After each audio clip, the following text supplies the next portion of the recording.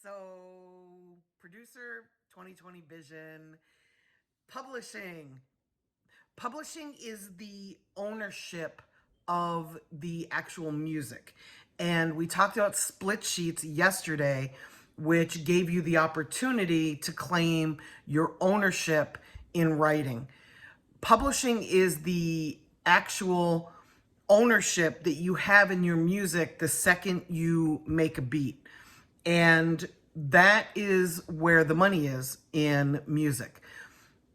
When you own your own publishing, it's sort of like real estate, right? It's like owning land or owning a house where you can choose to sell the house to make money, or you can sell a piece of your land to make money, or you can rent out your house and make money.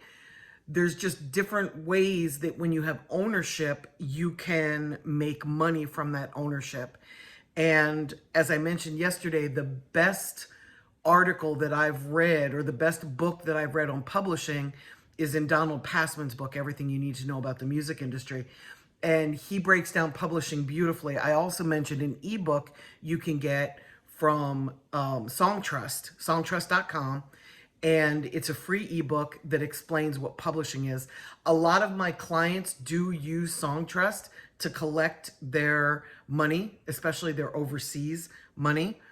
But somebody has to collect your publishing for you. I mean, you could do it yourself, technically, if you had that skill set.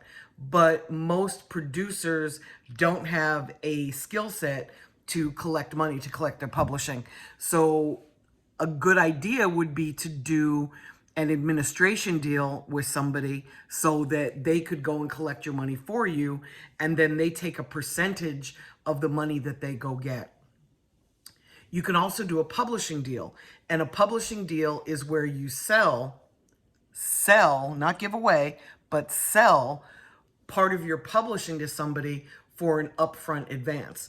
I personally am not a big fan of publishing deals because I feel like as a producer, you're betting against yourself. For example, if you're a brand new producer, of course you need money. All new producers need money. And you could go and do a publishing deal once you've got a little bit of notoriety under your belt, but the advance you're going to get is going to be very small because you haven't proven yourself yet. You haven't reduced the risk in the publisher's eyes to advance you the money. So they may give you a $100,000 advance, a $50,000 advance, a $200,000 advance.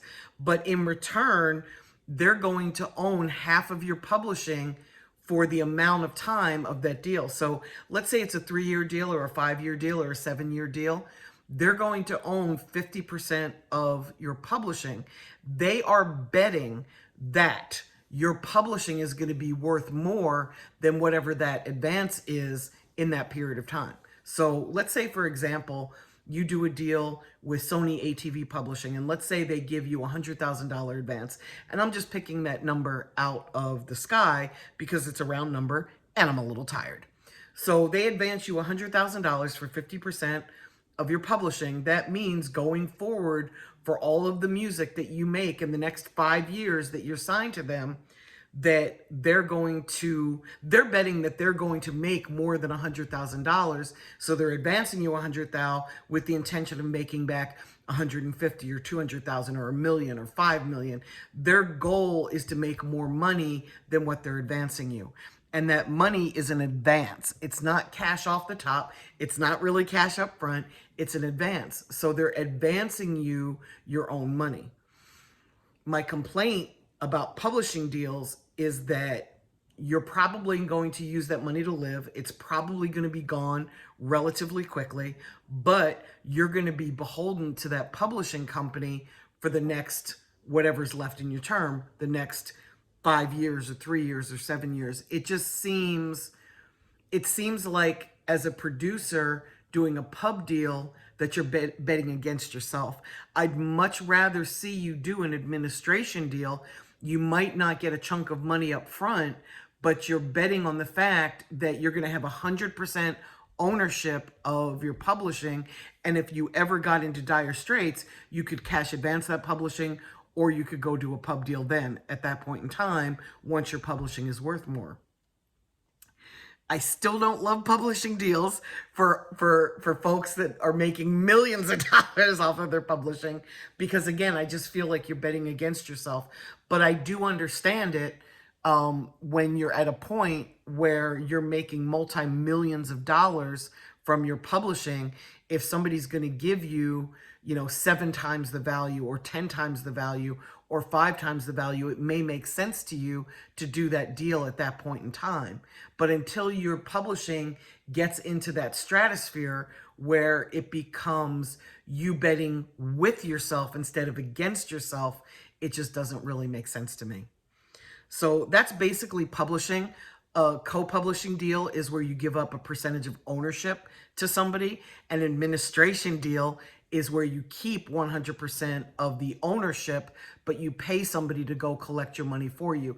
And that admin fee might be 10%, it might be 15%, but they go and get your money. They keep a percentage of what they have collected for you, and then they pay the rest to you. And of course, as a new producer, you want to make sure that you've signed up for either BMI or ASCAP or CSAC, and do some research. I think there's another one out there besides those 3. I think there's 4 of them, and there may be 5 of them now. But do the research, figure out which one is best for you as a producer. Also sign up for Sound Exchange. Sound Exchange is how you get paid when music streams on the internet. And your ASCAP and BMI money is when your song gets played at radio or when it's played live, you get a percentage. Remember that you own 50% of a song, which is 100% of your ownership, right? So if you do a publishing deal and you've got to deliver 6 songs, but you only own 50% of each song, that's really 12 songs. It's not 6 songs. And your publishing rep is probably not going to explain it to you that that's the case. So many times I've seen people sell what they think is 6 songs. Oh, I'll just make 6 beats and sell them and I'll be out of my pub deal. No, it's 12, because it's 6 100% ownership shares. So if you're only owning half, or let's say you sample somebody and they charge you 25% for that sample, then you've got to deliver even more because you're only owning 25%. If you're doing a 6 song deal, that's 600%. And however you have to piece that together in order for them to get their 600% is how you're going to do it. The last point I'm going to make about pub deals is another thing that contributes to me not liking them. When somebody is courting you to do a publishing deal, they're going to come to you and say, hey, we're going to do this publishing deal with you, and we're going to go find you more work, and we're going to get you placements with famous artists. So you're sitting back saying, wow, so I'm going to do this deal, and they're going to go get me on the next Khaled album, or they're going to get me on the next Black album, or the next Future album, or the next Drake album. But that's not really what they do. In the 28 years that I've been doing this, I can count on one hand the number of publishing companies that I've seen go and get work and bring it back to one of their rep producers that I know. That doesn't mean it doesn't happen. I'm just saying that it doesn't happen a lot, because again, I can count on one hand the number of producers I know where they can say to me, oh, Warner Chappell brought me this opportunity, or Sony ATV brought me this opportunity, or Universal Publishing brought me this opportunity, or Famous Music brought me this opportunity. In order to have a publisher go and get you opportunities, you've got to be a priority within that company. You've got to have great relationships with the folks that work there, and they've actually got to do the work. And that's one of the selling points that they're going to tell you they're going to go do, but my concern is that they're not. So just be very careful and know that whatever somebody tells you in the sales process of getting you to do a deal with them, if it's not in writing, they never said it. If it's not listed in the deal that they're going to go get you X amount of placements and a certain amount are going to have to be with a top line artist, they don't have to do that. Okay, guys, I hope this was helpful. Go and do more research.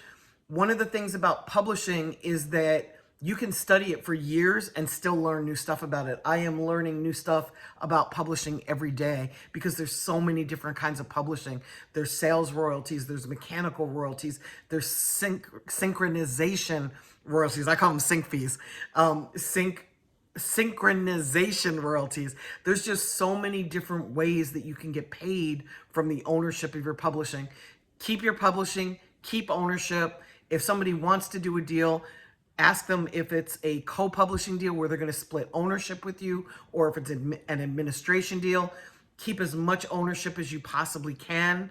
I know when money's tight, it's hard to keep ownership, but I'll tell you this, I've never heard an artist complain to me that they kept the ownership of their publishing, but hundreds and hundreds of artists have complained to me that they've given up a percentage. Okay, guys, take care.